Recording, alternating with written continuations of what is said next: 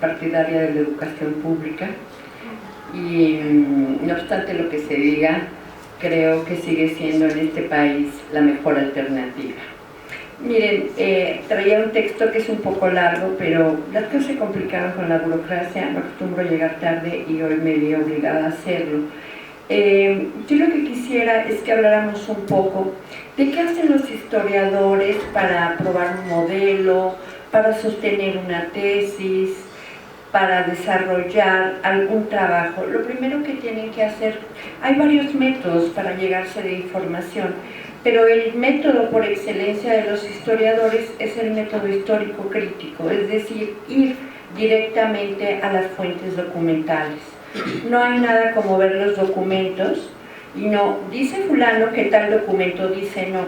Yo creo que si realmente queremos generar, aunque sea una raya de conocimiento nuevo, tenemos que ir a los documentos.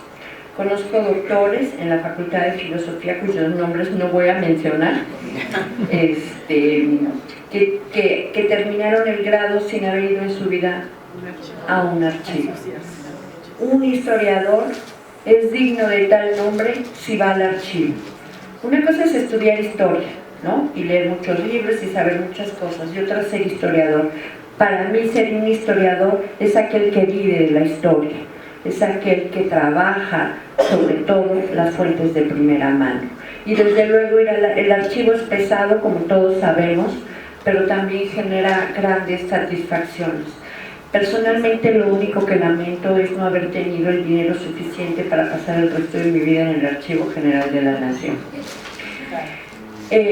Como señalaba Ángel, en 1998, con motivo de los 30 años del aniversario de la matanza del 2 de octubre en la Plaza de las Tres Culturas, se liberó parcialmente, de acuerdo a la legislación de ese momento, la que fuera la principal agencia de información civil al servicio del Estado mexicano. Señalo civil porque siempre hay inteligencias, siempre hay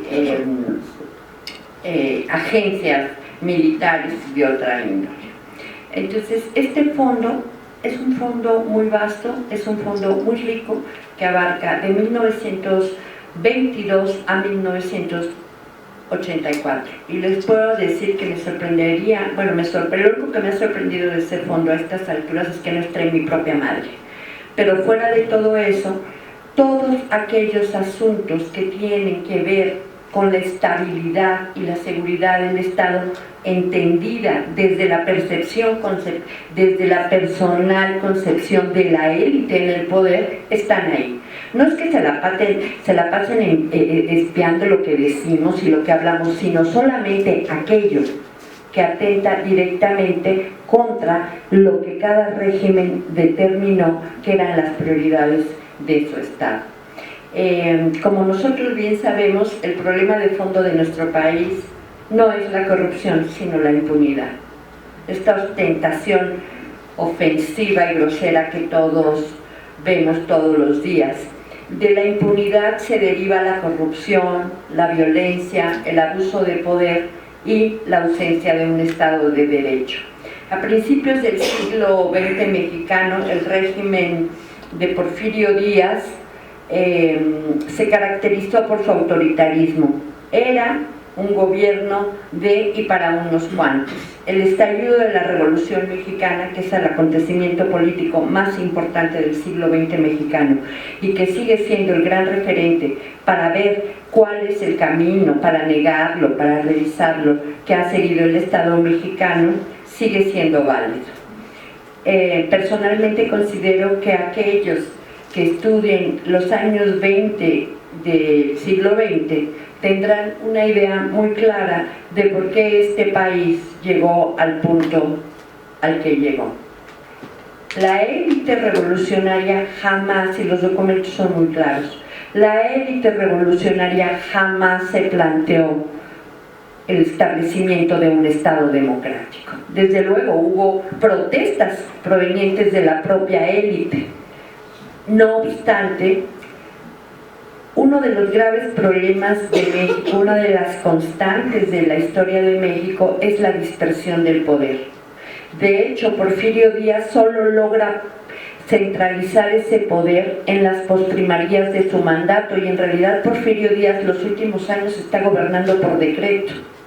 Entonces el constituyente del 17 se va a preocupar por darle un gran poder al presidente de la República después de ver los lamentables hechos del siglo XIX. Es que es increíble. Si ustedes ven, nuevamente hablo de los documentos, si ustedes ven los debates cuando les están avisando a los legisladores que están los estadounidenses desembarcando en Veracruz y ellos están, ¿mandamos o no mandamos refuerzos? Hombre. Entonces, lo que se quiso con la Constitución de 1917 es tratar de emparejar la legalidad con la realidad. No debemos olvidar que la Constitución del 57 solo permitía que se votaran siendo propietarios. Y eso es algo muy importante. Se ha exaltado la libertad de prensa y estoy totalmente de acuerdo. Pero se ha hecho a un lado que la Constitución del 57 no permitía que votaran todos aquellos que no eran propietarios, entonces seguía siendo la garantía para la élite.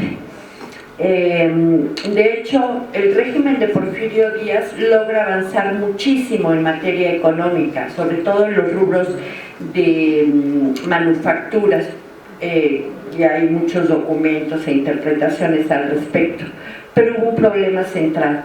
Ese avance económico, esa pacificación lograda a un costo altísimo, no fue suficiente para modernizar las instituciones políticas.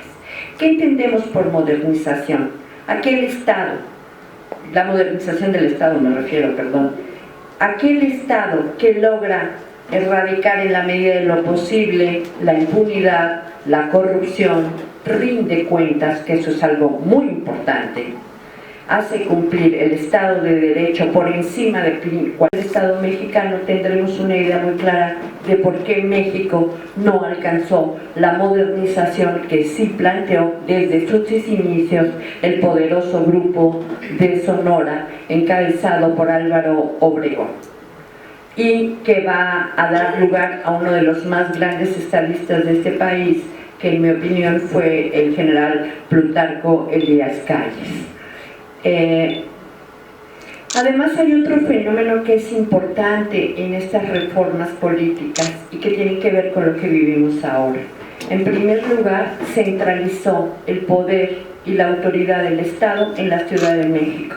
De verdad que yo no logro entender cómo ellos, que venían de tan lejos en relación a la Ciudad de México, todos eran sonorenses prácticamente en la frontera, decidieron que seguiría siendo el centro neurálgico del país. Incluso, ¿cómo nos referimos al interior del país? Las provincias. Entonces, seguimos reproduciendo un esquema colonial. Esta es la metrópoli. Pero esto tiene que ver no solo con la tradición novohispana, no solo con la tradición independentista, tiene que ver también con estas reformas de los años 20-30 que determinaron el rumbo de México. Miren, si ustedes se dan cuenta, el Estado mexicano tiene una gran capacidad para intervenir en varias áreas de la vida del país. Sin embargo, ¿tiene la fuerza para hacerlo cumplir? No. Yo, por ejemplo, veía recientemente, ¿no?, este bando que se aprobó aquí en el Distrito Federal, de que no hay que apartar con guacales, de todo eso, no hay cubetas y que estacionarse, etcétera. En realidad, ¿el gobierno tiene la fuerza para hacerlo cumplir? ¿Por qué entonces si respetamos que alguien ponga guacales y cubetas, pero nos damos vuelta en sentido contrario, nos pasamos los altos? Porque sabemos que el Estado no tiene la fuerza para reprimirnos por violar la ley, pero sí respetamos el guacal porque sabemos que detrás del guacal vienen las represalias. Entonces yo no quiero decir con esto que tengamos que esperar el castigo, tiene que ser la cuestión del respeto a la legalidad, de la solidez institucional, es una cuestión histórica y también es una cuestión que atañe a los valores. Nosotros todos hablamos de la corrupción, pero en realidad es un problema de verdad epistemológico, porque la corrupción no tiene definición, varía de acuerdo al tiempo y lugar. Hay una definición en la que hipotéticamente todos los estados se pusieron de acuerdo, que es la del Banco Mundial, que define la corrupción como la apropiación de los recursos públicos en beneficio privado. Pero si nosotros nos atuviéramos exclusivamente a esa definición de corrupción, tendremos que el narcotráfico no es corrupción, que la extorsión no es corrupción, que lo que vemos que hacen las empresas tampoco es corrupción. Entonces, la propia Comisión de Anticorrupción de Naciones Unidas dijo, bueno, después del escándalo aquel de 2002 esta empresa electrónica Enron, ¿no? Que llevaba una contabilidad paralela en Estados Unidos y tronó el sistema económico, dijeron, bueno, o sea, los corruptos no solo son los del Estado, también los empresarios tienen su parte. Entonces se avanzó mucho en el castigo a la corrupción, pero hubo un marcado retroceso en términos de conocimiento del fenómeno. Entonces todos los estudiosos del tema coinciden en que atañe a los valores de una sociedad y al contexto en que se generan en esa sociedad. ¿Qué es lo que hace que nosotros rompamos las reglas que nos pusimos? Eso es lo que tendríamos que preguntarnos. Por otro lado, ahora sí, digo, ya más o menos que hice una introducción a cuál es el tipo de trabajo que estoy haciendo en este momento. A mí me interesa ver la documentación para saber por qué figuras presidenciales tan poderosas como Álvaro Obregón y Elías Calles fueron incapaces de modernizar al país. Desde luego hubo unos esfuerzos. La creación del propio partido de Estado es parte de esos esfuerzos, sin embargo no fueron suficientes. Y de todas formas México sigue anclado en esta cuestión que Weber llama patrimonialismo, aquellos que los funcionarios públicos consideran a lo público como sus beneficios y así lo reparten, y eso lo vemos todos los días. Pero más allá de criticar la corrupción, porque, bueno, sabemos que los políticos, y espero que compartan mi opinión, son asquerosos, pero en este tiempo de elecciones se ponen todavía peor, ¿no? Entonces empiezan a sacarse unos a otros los trapitos al sol, como si la corrupción de unos fuera suficiente para tapar la corrupción de toda la élite política. Por lo menos particularmente, yo no tengo ningún respeto por ninguno de ellos y tampoco me preocupa ni en lo personal lo que les suceda, porque los ciudadanos de este país se mueren todos los días y a ellos no les importa. Bueno, entonces están correspondidos. Pero más allá de esto, creo que sí es muy importante que desde la academia se intente dar una respuesta a este grave problema. Las instituciones mexicanas no solamente no son sólidas, las instituciones mexicanas están plagadas de criterios clientelares, amiguismo y todo lo que a ustedes se les ocurra. Entonces, ¿tenemos que en los trabajos realmente están los mejores? ¿Está la gente que lo merece? Pues no. Yo, por ejemplo, vivo enfrente de la Secretaría de Turismo y mi sueño guajiro sería trabajar ahí, ¿no? Porque pues atravesaría la calle y ya. Pero ¿cómo puedo ingresar? Pues no conozco a nadie. Pues no voy a ingresar nunca. Entonces por eso digo que es mi sueño guajiro, ¿no? Digo, qué maravilla trabajar ahí. Pero esto que yo estoy narrando, que parece una anécdota, se repite a lo largo y ancho del país. Y eso nos daña a todos, ¿sí? Porque finalmente, ¿por qué mantienen este estado de cosas? ¿Por qué? Porque es esa burocracia la que sostiene la cuestión política. Desde la independencia nosotros conseguimos independencia política, pero nunca conseguimos independencia económica. Y algo que me importa mucho subrayar desde el punto de vista de la academia es que las escuelas públicas de economía están en la calle. A veces creo que es deliberado. A veces creo que deliberadamente desmantelaron las escuelas de economía, con la honrosa excepción de la Universidad Autónoma de Nuevo León. Las demás escuelas de economía del país, incluida la UNAM, no tienen nivel para discutir los cambios que se están dando ahora. Con todo respeto, y ahí pues me perdonará el profesor, pero en la Facultad de Economía hubo una conferencia donde vino gente del ITAM, vino la casta neoclásica, el término correcto es neoclásico, neoliberales como para historiadores que no saben de economía. Vino la clase, la élite, y los estudiantes de la UNAM estaban hablando del tianguis de Tlatelolco,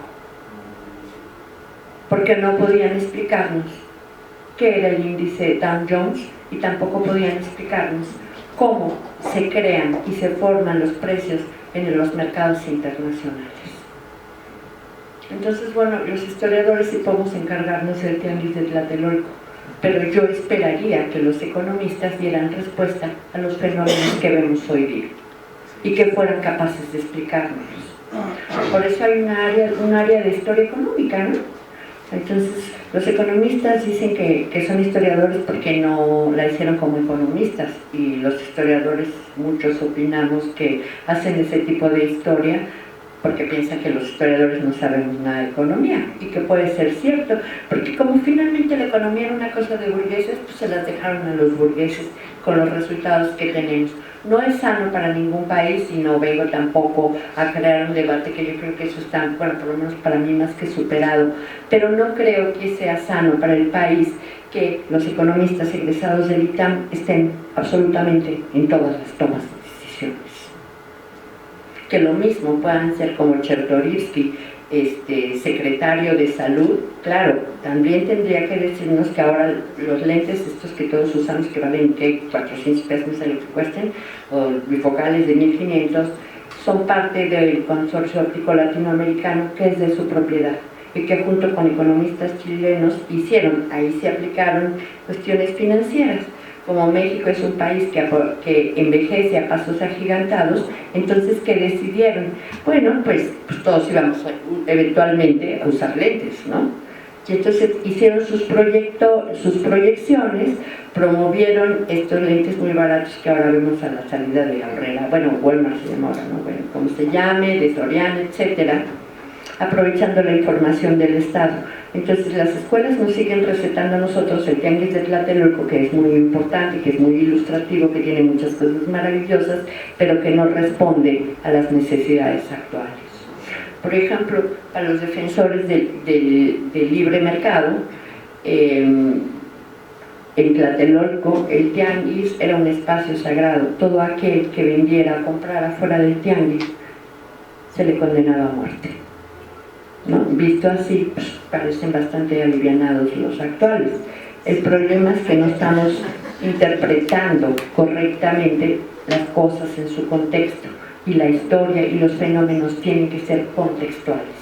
Si yo saco de contexto, por ejemplo, esto que dice, uno pensaría que, bueno, que la casta que gobierna este país no es tan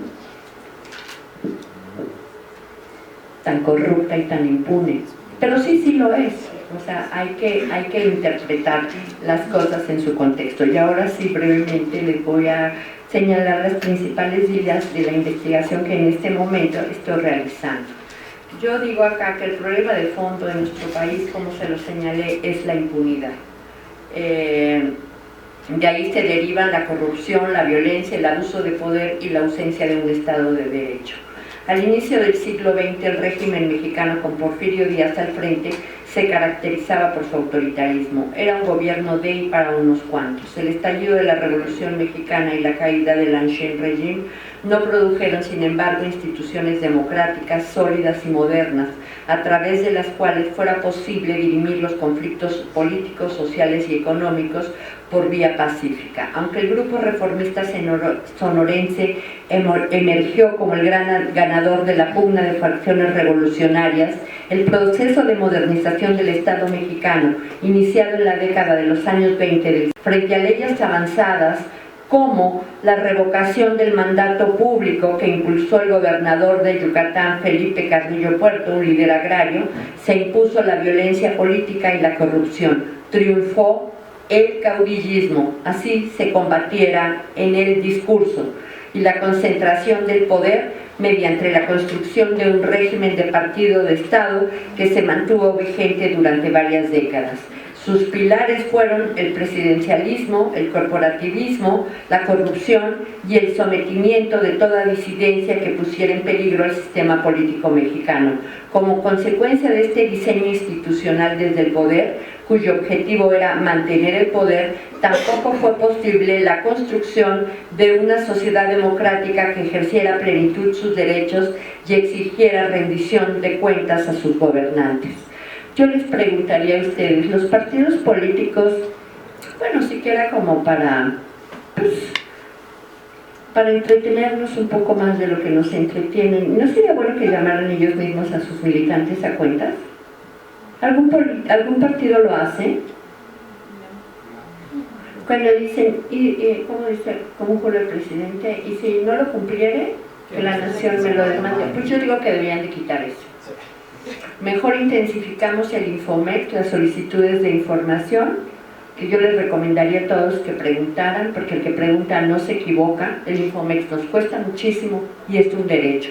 Tenemos derecho a saber, pero no solamente es un derecho, es uno de los pasos que nos llevarían hacia un proceso de modernización más democrático. La rendición de cuentas, sin la rendición de cuentas, incluidas las élites civiles y militares en cualquier país, no se avanza. Entonces tenemos el instrumento, hay que usarlo. Y es muy fácil registrarse a través de Infomex. Por ejemplo, así pude enterarme que en la presidencia de la República, durante la presidencia de Felipe Calderón, pagamos los mexicanos, si ustedes y yo los contribuyentes, pagamos un taller para contestar el teléfono. Porque me imagino que, bueno, pues era muy complicado para quienes entonces ocupaban la residencia. Entonces, bueno, desde eso hasta otras cuestiones, pero es importante saber por qué, para que yo pueda estar sentada aquí, y eso es un tema de esta universidad. Yo, para que pueda estar sentada aquí, tengo que tener un grado o 2 grados académicos y una cédula profesional. Si se me exige a mí, tiene que exigírsela a los de arriba, ¿no? Porque solo a los de abajo. Y no tiene que ver con un tinte partidista, tiene que ver con el cumplimiento de la legalidad. Y es que ese es un serio problema. Ay, bueno, es que este roba más, no, pues este robó en este lado de luz, bueno, pues este robó en los segundos pisos, bueno, entonces al cabo todos roban y con ese discurso todo está justificado, ¿no? Porque las élites nos dicen qué pensar y a quién defender, y cuando a nosotros nos roban, ¿alguien nos defiende? No, bueno, pues entonces yo digo que porque voy a defender a las élites, voy a defender a la gente como yo. Finalmente, si yo salgo y me atropello un auto, lo que sea, con suerte el Ministerio Público hace justicia, ¿no? Y sancionan al responsable y me pagan el pie roto, lo que sea. Pero para eso tengo que ir, ¿a dónde? A una institución que es el Ministerio Público. No voy a ir a un partido político porque ahí a nadie le va a importar. Entonces, ¿qué es lo que tenemos que hacer los ciudadanos? Fortalecer aquellas instituciones que den respuesta a nuestras necesidades. Y eso es lo que se nos enseña, ¿no? Se nos enseña a debilitarlas, a despreciarlas. En la medida en que lo hagamos, pues los ciudadanos salimos perjudicados. Las élites son élites todo el tiempo. Y si creen que se preocupan por nosotros, lamento decirles que no. Bueno, como si pudieran ignorarlo, ¿no? Como consecuencia del diseño institucional desde el poder en los años 20, tampoco fue posible la construcción de una sociedad democrática. En realidad somos habitantes. La pregunta es si somos ciudadanos en el sentido griego del término, aquellos que nos interesamos por la cosa pública. ¿Conocen a su diputado? Yo le mando cartas de amor y le digo, con fundamento en tal artículo, usted no puede destruir este correo que puede ser susceptible de ser solicitado vía Infomex. Le digo, a ver, ¿usted por qué aprobó esto? ¿Cuándo hizo una reunión? Pues seguramente a decir, está loca, ¿no? Digo, si es que él lo lee así el último de sus achichincles. Si fuéramos 50 empezaría a preocuparle, y lo único que estoy haciendo es preguntarle cuándo nos consultó. Si fueran 500, realmente empezaría a tomarnos en cuenta. En una delegación 500 personas en una circunscripción electoral es nada. Entonces, en realidad, pensamos que porque conocemos cómo se pelea la élite, estamos politizados, pero no es así. ¿Cuándo vamos a estar politizados? Cuando veamos por nosotros mismos, ¿no? Por otro lado, frente a la ley, frente a este proceso de modernización interrumpida, se va a oponer un proyecto que a mí me gusta mucho y que ahora del que está muy de moda hablar, que es la ley de la revocación del mandato público. Yo te puse con mi voto en un lugar y yo con mi voto te quito. Ese sí es un verdadero instrumento revolucionario y no el manoseo que han hecho de él. Fue promulgado en la Constitución de 1923 del estado de Yucatán. De hecho, en mi Facebook yo no tengo fotografía, tengo la primera página de la Constitución de Yucatán de 23, porque a través de ese instrumento legal encabezado por el régimen socialista de Felipe Carrillo Puerto, era posible destituir desde el gobernador hasta el último síndico de todos los ayuntamientos de Yucatán. Si nosotros pudiéramos contar con un instrumento de esa naturaleza, pues podríamos evitarnos muchos de los parásitos que viven a costa de nosotros, ¿no? Frente a la ley de revocación del mandato público de Carrillo Puerto, el general Plutarco Elías Calles optó por lo inverso a nivel nacional. Fundó en 1929 el Partido Nacional Revolucionario y tuvo como modelo los partidos corporativos. El propósito era conciliar en su interior los intereses de las diversas fuerzas políticas revolucionarias y acabar con los magnicidios que en el siglo XX, no debemos olvidarlo, comenzaron con el asesinato del presidente Francisco Ignacio Madero, siguieron con el presidente Venustiano Carranza y llegaron a su cenit con el homicidio del presidente electo, el mismísimo Álvaro Obregón.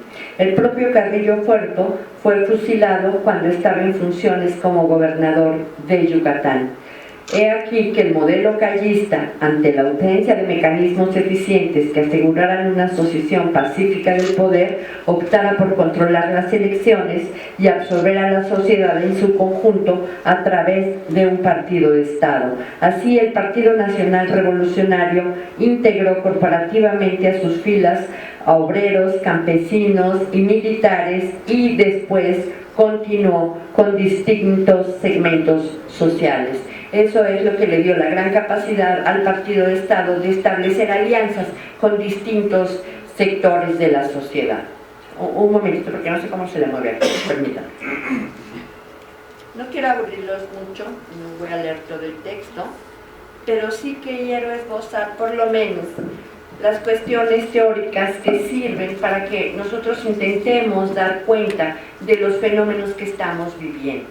Les decía a ustedes que a pesar de que el régimen de Díaz logró modernizar el aparato económico del maíz y tuvo avances en infraestructura, sobre todo en manufactura, no había sido suficiente para modernizar las instituciones políticas y hemos pagado las consecuencias a lo largo de todo el siglo. El país comenzó un paulatino y gradual proceso de modernización en la década de los años 20 del siglo pasado, que continúa y se extiende hasta nuestros días. Según mi trabajo, presupongo que el Estado mexicano no alcanzó la modernización en la medida en que no posee aún ahora instituciones políticas sólidas, flexibles, burocracias eficientes, partidos políticos bien organizados y procedimientos para asegurar la continuidad y frenar los conflictos políticos.